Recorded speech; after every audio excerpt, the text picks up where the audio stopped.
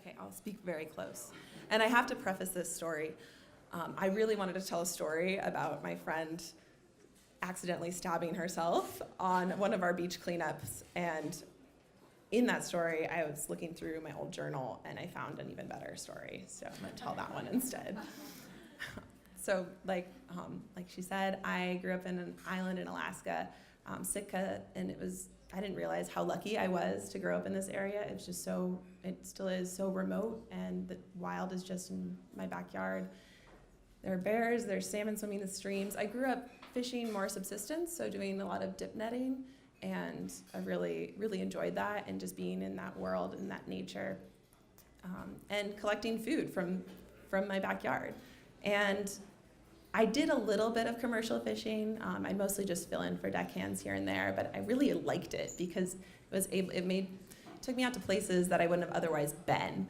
I would go for days on end to the outer coast of our area and get to see just the most magnificent places that I think maybe 5 people had been to in the entire year. So it was very gorgeous. And through this whole fishing community, one of the longliners decided that he was going to clean up some of the beaches on the outer coast, because as I had noticed and everyone else had noticed that even though there are only 5 people maybe going to these beaches a day or a year, definitely not a day, they were still littered with trash, and of course that trash being our connection to the rest of the world.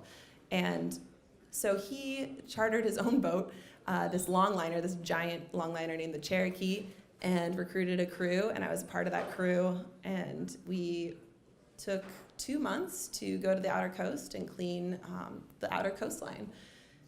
It was quite an adventure, and it was a little bit nerve-wracking. I'd never been on a boat for more than 4 days, I think, and so we were all stuffed in those little bunks and basically hauling trash onto this huge longliner. And for those of you guys who don't know longliners, basically they lay a long line at the bottom and they pull up a lot of large fish. So they let them soak for a while and hopefully collect a lot of halibut and black cod.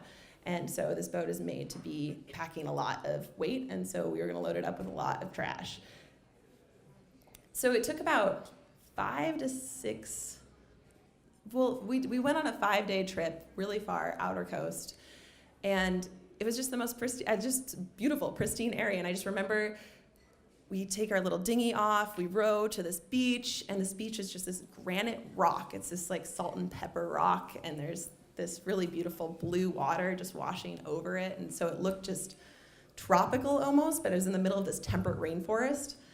But of course, like speckled in there was just a bunch of bright blue seine net, or we had a lot of hagfish traps or plastic bottles. And so it was sort of upsetting, and as someone who's grown up in a place that was seemingly pristine and untouched, it was just so in your face. And I was definitely, at that stage especially, just like really upset at the carelessness of it all. So I was really happy to help clean it up. And throughout the many days, weeks, we would learn to not empty out water bottles because there are things like sand fleas in there that had died and smell the worst. So if you ever find a water bottle full of anything, maybe don't dump it out, just throw it away. It smells so bad. And we found unopened beers from Japan. We found a bunch of Russian bottles. We found a bottle from Norway, which was like super interesting in terms of like the currents, how that worked out. I don't know. But it was cool because it was this connection, but it was also upsetting. We found a lot of monofilament net. Yeah, we had a bunch of buoys for trawl net, this drift net.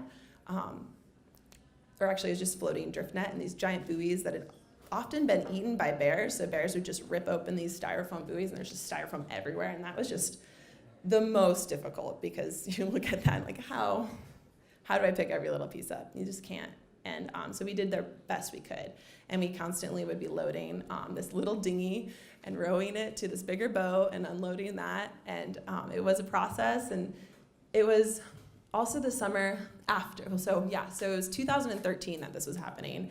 And we brought a Geiger counter with us as well, because this was right after the earthquake that blew the Fukushima nuclear plant, and then subsequently started a tidal wave. So we were getting a lot of trash from that. And none of it was radioactive. We were, in fact, the more radioactive things. Our phones are on us were the most radioactive thing that we found in these areas. But there was a beach. I remember it. And I remember it from this, but we walked in to this cove, and it was a really, really peaceful area. There was a harbor seal out on a rock, and you never get to see harbor seals because they're hunted in Southeast Alaska, so it was like really exciting to see that. But when I turned the corner while I was cleaning and my head's just down, I'm picking through all these little bits, these bottle caps and little bits of plastic and twine, I saw a helmet, and then I saw another helmet. And then my friend Margot called over, she's like, I have 3 helmets over here. And yeah, all those helmets had a name of a school that was hit by the tsunami.